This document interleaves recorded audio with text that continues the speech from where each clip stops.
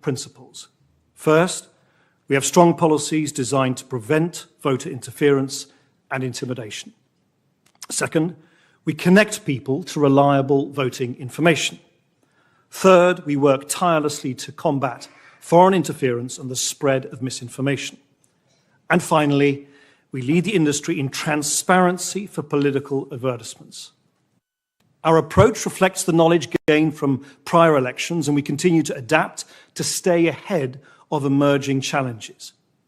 One of the most pressing challenges for the industry is people seeking to interfere with elections to undermine the democratic process.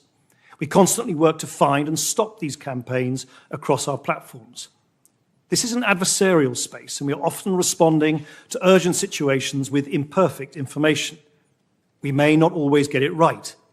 So we need to be cautious, and in each case, we need to conduct our own independent investigation to identify what is and is not interference. Where we identify coordinated inauthentic behavior, we remove the networks at issue. In fact, we have removed over 200 such networks since 2017, including networks from Russia, Iran, and China. We remain committed to stopping these threats, and we are constantly improving and evolving our defenses to stay ahead of our adversaries. I am pleased to appear beside other industry leaders today, and it underscores an important point. People trying to interfere in elections rarely target a single platform. Cross-industry collaboration, transparency, and reporting are essential to tackle these networks across the internet. And that is why we publicize our takedowns for all to see and share the relevant information we learn with researchers, academics, and others, including, of course, Congress. This year, elections are also taking place as more people are using AI tools. To date, we have not seen generative AI-enabled tactics used to subvert elections in ways that have impeded, so far, our ability to disrupt them. However, we remain vigilant and will continue to adapt as the technology does as well. We know that AI progress and responsibility can and must go hand in hand. That is why we are working internally and externally to address the risks of AI. We have implemented industry-leading efforts to label AI-generated content, giving people greater context for what they are seeing. And of course, we are working across industry to develop common AI standards. And we are proud to have signed onto the White House's voluntary AI commitments and the Tech Accord to combat deceptive use of AI in 2024 elections, both of which will help guide the industry towards safer, more secure, and more transparent development of AI. Every election brings its own challenges and complexities. We are confident our comprehensive approach can help protect the integrity of not only this year's elections in the United States, but elections everywhere. Thank you, and I look forward to your questions. Well, thank you, gentlemen, for your... I want to put up the first two presentations. Let me add to what Mr. Smith said.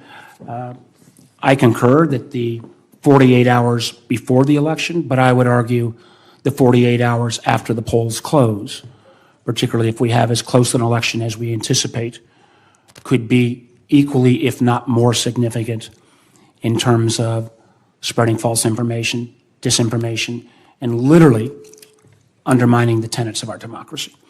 Now, there was a lot of press attention recently on the Department of Justice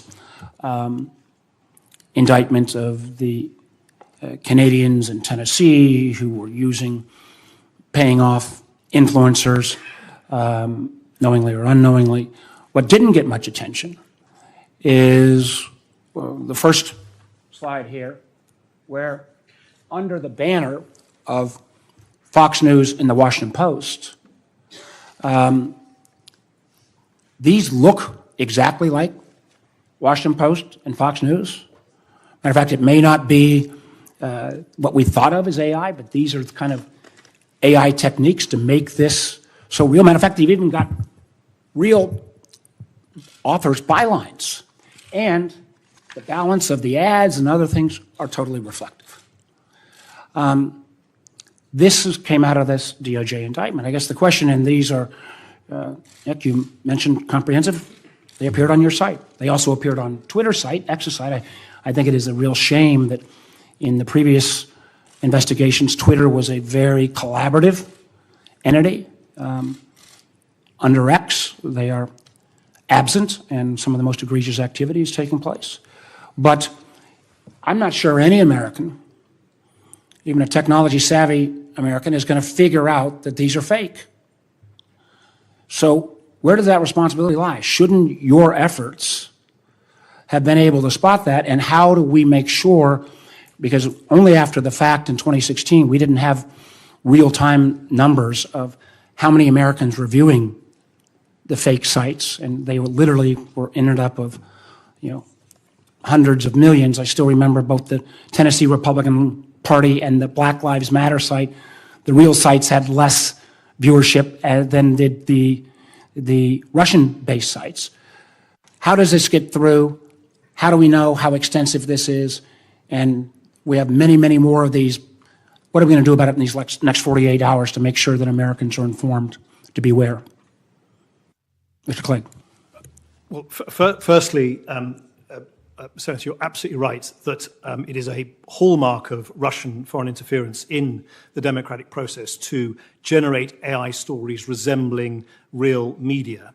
As it happens, since those appeared on our site, we have just over the last 48 hours banned the organization that spawned a lot of this activity, the disinformation, Rossiya Zavodnya, not least after the editor-in-chief gave an interview where she said publicly, and this is in effect a media organization owned and run out of the Kremlin, that she, and I quote, at least this is the translation, her and her team are conducting what she called guerrilla projects in the heart of American democracy. And the panel behind you is a manifestation of that. That is one of the reasons why. I want to make sure I get to my second. I need to know how many Americans viewed this and other Russian-generated Facebook sites that appear to be media sources. I hope to get that information as soon as possible. I also want to indicate there is still an effort, and this is more over here, in terms of targeting by the Russians towards specific groups. In this case, it was the Doppelganger Gang, and it was both on Jewish Americans, and then one targeted towards Latino community. They're very sophisticated. I guess it wouldn't be jaw-dropping that they're focused most of their efforts on the same 6 states that everybody else is focused on. And this again goes more to both Mr. Clegg and Mr. Walker. They're still targeting paid advertising. We remember in 2016 when we didn't even have controls when Russians were paying with rubles for paid advertising on sites. I would have thought 8 years later we would be better at least screening the advertising. Again, in case of YouTube and in case of Facebook, what are we doing to stop the paid advertising targeting by these adversaries? Since Nick took the last one, I can start on this one. We have an extensive series of checks and balances in our advertising networks that are designed to identify problematic accounts, particularly around election ads. We require election ads to have registration effectively. And in the 2016 situation, I remember we did an extensive forensic review of our systems and found that less than $4,000 had been spent on our networks. Respectfully, sir. As recently as January, I wrote the Treasury Department that said, both of your companies have still repeatedly allowed Russian influence actors, including sanctioned entities, to use your ad tools. We will get that specific information to you, and we're going to really need as soon as possible the content, the bad actors, how much content have they purchased on both of your sites, and frankly others. And we're going to need that extraordinarily fast because I think they are getting through in many, many more ways than has been represented. I certainly appreciate the concern, and we have taken down, as we've indicated earlier, something like 11,000 different efforts by Russian associated entities to post content on YouTube and the like. We're just going to need this as quickly as possible, both in terms of number of Americans viewing Fox News, what they think is Fox News or Washington Post, or advertisements. We need that data to make sure, again, that we inform the public.